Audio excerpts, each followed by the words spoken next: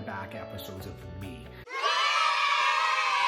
As you can see, I've fully embraced the whole social distancing. We're working from home. This is my home office, but we're doing lots of video, talking on the phone. So business is rocking. It's just a little different. So let's dive into the meat and what we always talk about in these shows. And we always started off with, what have I learned? This week, mind-blowing. I didn't realize in Instagram, when you do stories and you hold the button, it goes around a little looper and gives you a timer so you don't get cut off. All my stories were getting cut off because I wasn't doing it that way. I was shooting it with my camera and uploading it. So when I learned about the timer, boom, my world got so much easier. No more cutoffs. So I was pumped to learn that. I know all of you on Instagram probably already knew that, but I didn't, so now I know. Let's dive into the market. That's obviously super pressing. Everybody's calling a lot to figure out what's going on. I'm going to talk about two parts. Number one, rates, and number two, about just the industry as a whole.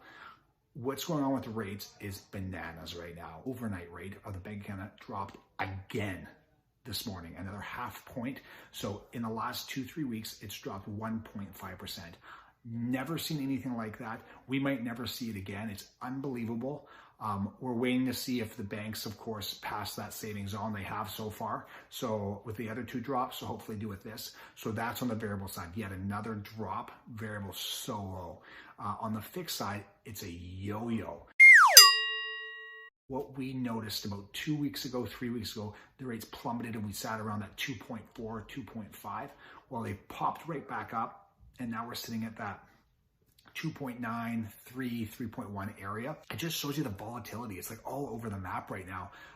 Maybe they'll drop it again. Maybe they go up. We just don't know. So what I guess I can say to you when it comes to the rates right now, what the key is to make sure you're talking to your professional people that kind of do this for a living. We don't even know what's going to happen next, but at least we can help you analyze, should you go variable, should you go fixed, what are the effects on it? Our next segment, of course, is who did we help this week? What are the types of deals that are kind of going on? And we saw two things this week. Number one, believe it or not, purchases.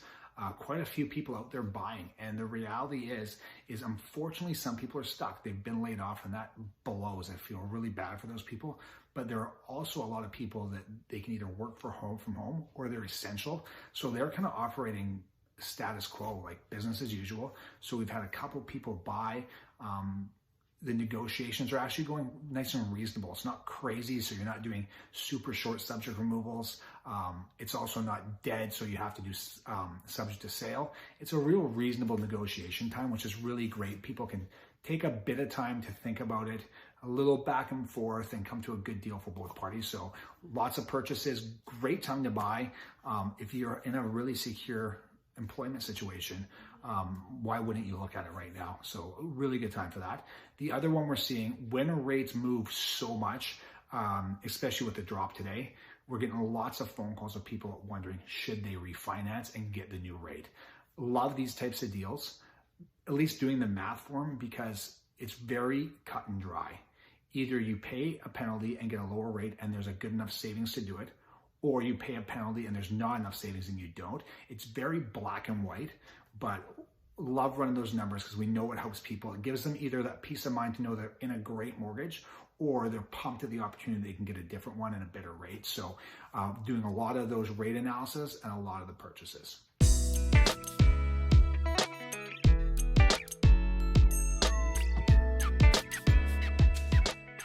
Let's finish up with the segment we always finish with, and that is the question of the week.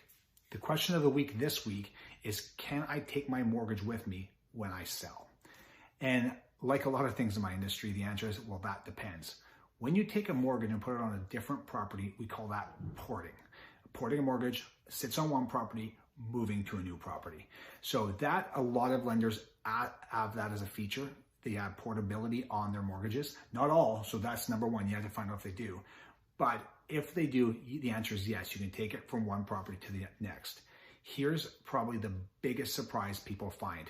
When you port a mortgage to a new property, you need to qualify again. When you have a mortgage, and let's just say it's $300,000, and you move it to a new property, mortgage doesn't change. just the property, you still have to qualify. And that really surprises people. And I understand why, but that's standard with lenders across the board. It's not just one or two, every single lender does that. Now, here's where the big concern comes in, is people that have mortgages that are 3, 4, 5 years old, they qualify to old mortgage rules, easier to qualify. Now they want to port their mortgage and they're qualifying at a benchmark rate. Some people aren't qualifying and then they can't move. So the key, if you are thinking about moving, is I would suggest before you call a realtor, before you start getting excited, start looking at areas, call your mortgage professional. Let them start running these options, making sure you're really clear on financially what you're going to do if you can move and what that looks like. The last thing you want to do is find a house, get your heart set on it, and then it doesn't pan out because you didn't look into the financing. So if you're thinking about selling, look into the mortgage side of it first so you're prepared moving forward. I hope you guys found this informative. If you have any questions, please reach out to you. I'm sitting at home. You can actually probably tell I am out of my good Jill and I've gone back to dippity do. So it's not really going well for me, but I'm dealing with it. It's a first world problem, dippity do. Hope all is well. Jason Suttie with Suttie Mortgage. Your story starts here.